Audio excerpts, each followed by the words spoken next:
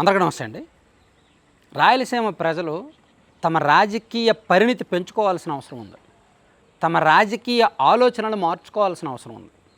ఎందుకంటే ఎంత అవునన్నా కాదన్నా రాయలసీమ ప్రాంతం అంటే ఎంతైనా వైసీపీకి కంచుకోటలు లాంటి జిల్లాలు చాలా ఉన్నాయి.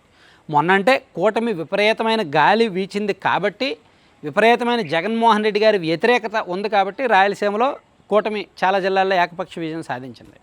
కానీ ఇప్పుడు స్టిల్ మనం ఈ రెండేళ్లలో చూసుకుంటే రాయలసీమలోని చాలా జిల్లాల్లో టీడీపీ ఎమ్మెల్యేల స్వయంకృతాపరాధం తప్పుల కారణంగా వైసీపీ పుంజుకుంటుంది. అయితే అక్కడ ప్రజలు వైసీపీని పుంజుకునే అవకాశం కూడా ఇవ్వకూడదు. ఎందుకంటే ఈ మాట అనడం వల్ల నా స్వార్థం ఏమిటయ్యా అంటే, జగన్మోహన్ రెడ్డి గారు 5 ఏళ్ళు అధికారంలో ఉన్నప్పుడు రాయలసీమకి ఏం తీసుకొచ్చారు, ఎంతమందికి ఉద్యోగాలు ఇచ్చారు, ఏ పరిశ్రమలు వచ్చాయి, ఏ ప్రాజెక్టులు కట్టారనేది ఒకసారి ఆన్ టేబుల్ ఆలోచించండి. నేను ప్రాక్టికల్గా 2 ఉదాహరణలు చెప్తా. గతంలో టీడీపీ అధికారంలో ఉన్నప్పుడు అంటే 2014 నుంచి 19 వరకు టీడీపీ అధికారంలో ఉన్నప్పుడు రాయలసీమకు టీడీపీ వాళ్ళు ఏం చేశారయ్యా అంటే, అక్కడ అనంతపురం జిల్లా వాళ్ళు చుట్టుపక్కల వాళ్ళు కాలర్ ఎగరేసి చెప్తారు టీడీపీ వాళ్ళు కూడా. కియా మోటార్స్ తీసుకొచ్చారు అని. ప్రపంచ ప్రఖ్యాత కియా కార్ల తయారీని ఇండియాలో ఆంధ్రప్రదేశ్లో అనంతపురం జిల్లాకు తీసుకొచ్చారు. అక్కడ తయారైన కార్లు ఇప్పుడు దేశవ్యాప్తంగా రోడ్ల మీద చక్కర్లు కొడుతున్నాయి. సో అది గేమ్ చేంజర్గా మారింది ఆంధ్రప్రదేశ్కి. విభజిత ఆంధ్రప్రదేశ్లో అతిపెద్ద పెట్టుబడి, అది మంచి పెట్టుబడి, మంచి బ్రాండ్ ఇమేజ్ క్రియేట్ అయింది. ఆ తర్వాత ఎన్నో వచ్చాయి. ఇప్పుడు మళ్ళీ కూటమి వచ్చాక ఈ 2 ఏళ్లలో కూడా ఆల్రెడీ గత నెలలో రాయల్ ఎన్ఫీల్డ్కి శంకుస్థాపన చేశారు, గుర్తుందా? కరెక్ట్గా ఇంకో 2 సంవత్సరాల్లో రాయల్ ఎన్ఫీల్డ్ కూడా అక్కడ తయారీ మొదలవుద్ది.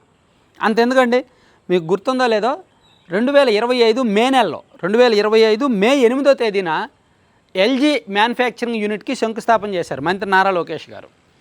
ఎల్జీ రిఫ్రిజిరేటర్లు, ఏసీలు, వాషింగ్ మెషిన్లు అండ్ కీ కాంపోనెంట్స్ ఇవన్నీ కూడా అక్కడ తయారీ యూనిట్కు శంకుస్థాపన చేశారు 2025 మే 8వ తేదీన.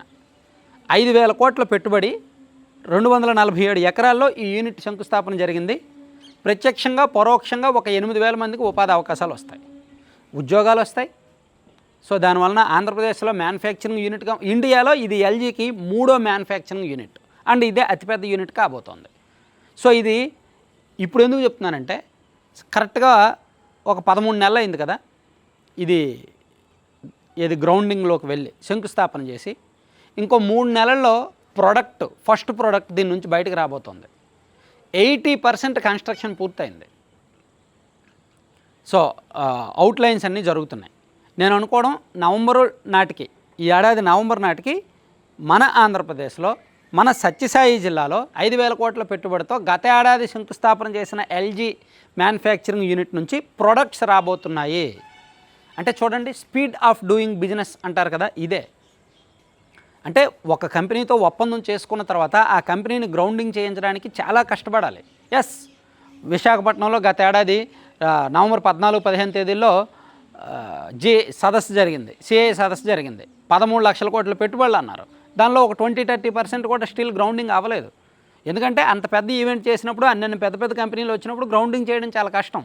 కానీ కొన్ని ప్రఖ్యాత కంపెనీలు ఆన్ పేపర్ కాకుండా ప్రపంచవ్యాప్తంగా ఒక బ్రాండ్ ఇమేజ్ క్రియేట్ చేసుకున్న కంపెనీలు మన ప్రాంతానికి వస్తే, మన ప్రాంతంలో వాళ్ళ యూనిట్ పెడితే ఆ ప్రాంతానికే గర్వకారణం. సో అటువంటి గర్వకారణం ఇప్పుడు రాయలసీమకు వస్తుంది. ఆల్రెడీ కియా కార్లు తిరుగుతున్నాయి. ఎల్జీ ఇంకొక 2-3 నెలల్లో తయారీ కాబోతున్నాయి. And royal Enfield and hero motor Corp కూడా మొన్న హీరో మోటార్ దానికి కూడా శంకుస్థాపన చేశారు. రాయల్ ఎన్ఫీల్డ్ ఒక పెద్ద బ్రాండ్, ఇంటర్నేషనల్ బ్రాండ్, హీరో ఒక పెద్ద బ్రాండ్, ఇంటర్నేషనల్ బ్రాండ్. ఆ 2 కూడా రాయలసీమలో తయారు కాబోతున్నాయి. దాంతోపాటు శ్రీ సిటీలో గత ఏడాది మే నెలలో శంకుస్థాపన చేసిన ఎల్జీ ఎలక్ట్రానిక్స్ కూడా ఇంకో 3 నెలల్లో బయటకు రాబోతున్నాయి. సో ఇందులో లోకేష్ గారి పట్టుదల చాలా స్పష్టంగా కనిపిస్తోంది. ఒక కంపెనీతో ఒప్పందం చేసుకున్న తర్వాత దాన్ని పూర్తి స్థాయిలో గ్రౌండింగ్ చేసి దాని అవుట్కమ్ బయటకు వచ్చే వరకు ఆయన టీం పూర్తిగా ఫాలో అప్లో ఉందన్నమాట.